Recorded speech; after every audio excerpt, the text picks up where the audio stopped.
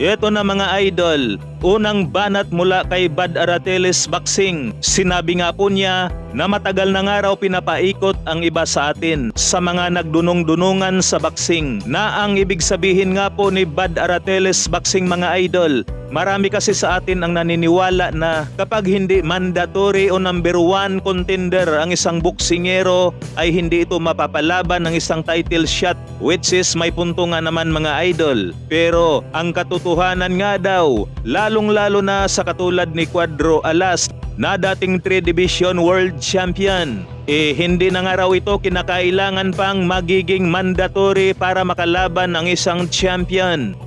Natalunin yung number 1, number 2, number 3. Number 3 na nga si Casimiro eh.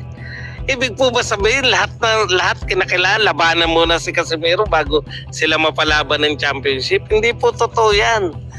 Pag top 10 ka po, no, para po lang sa kaalaman ninyo, kasi matagal na kayong pinaiikot nitong mga nagdudunong-dunungan sa boxing eh. Ang katotohanan po, pag top 10 ka, pwede ka na lumaban ng championship. Yun po yun, di ba? Ngayon, hindi po kinakailangan ng mga boksingero, lalo na yung former champion, na dumaan pa sa mga title eliminator. Mga title eliminator, sinasabi lang po yan ni Poknat tsaka nung tropa niya para po i-down si Casimiro at sabihin na magtataho ang kanyang mga nilalabanan.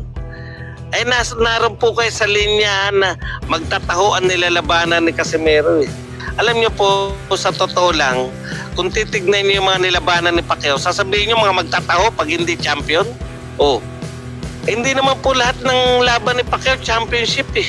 Para sa akin mga idol ay tama nga naman ang sinabi ni Bud Arateles Boxing. Isa na nga po dyan ang matibay na basihan. Matatandaan ang rematch sa pagitan ni Donaire at Naoya Inoue kung saan knockout ang sinapit ng ating pambato sa round 2. Pero matapos nga pong maging undisputed ni Naoya Inoue sa bantamweight division, agaran nga po niyang binakanti ang 4 na titulo. Kaya naman sa pagkakataong ito ay muli na namang napalaban si Donaire sa bakanting WBC title. Pinaglalabanan nga po nila yan ni Alexandro Santiago.